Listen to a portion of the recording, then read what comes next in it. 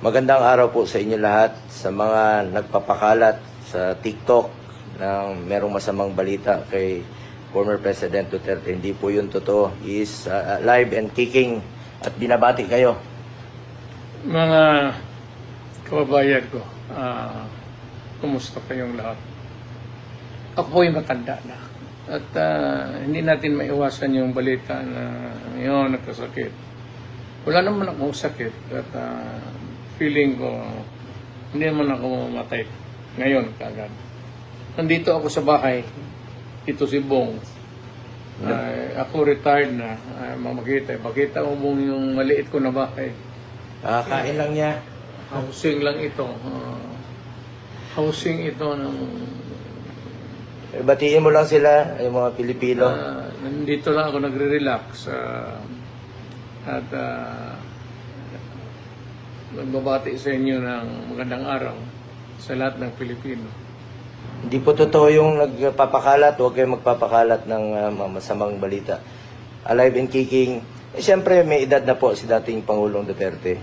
Kahit papano. May konting sakit, pero at his age, he's very healthy. Alam mo, matanda na ako.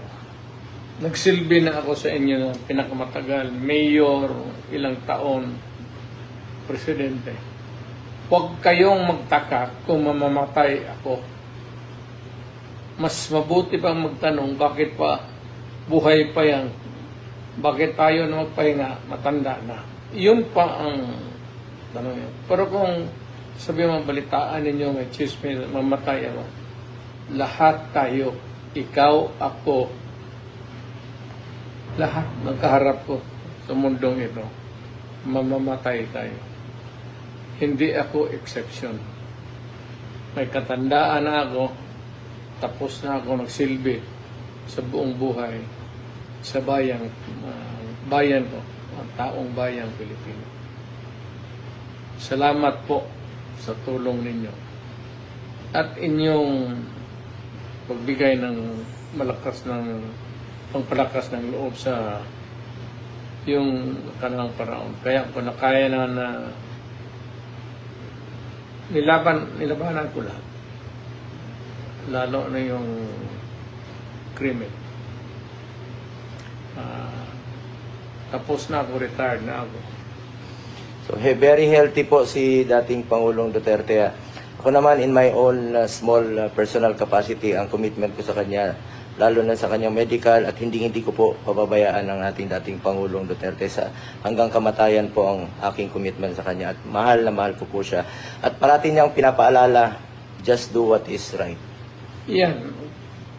Magtanong kayo ng anong pinaka-advice ko para sa iyo at para sa mga anak at apo ninyo. Isa lang. Gawin mo lang kung ano yung tama. Hindi nung kailangan pag-usapan eh. Alam mo dito, pati dito, kung ano ang tama o mali. Gawin mo lang yung tama. So, sa mga nagpapakalat, let's pray for former President Duterte. Okay po siya, oh. Mayor, kamao. Thank you.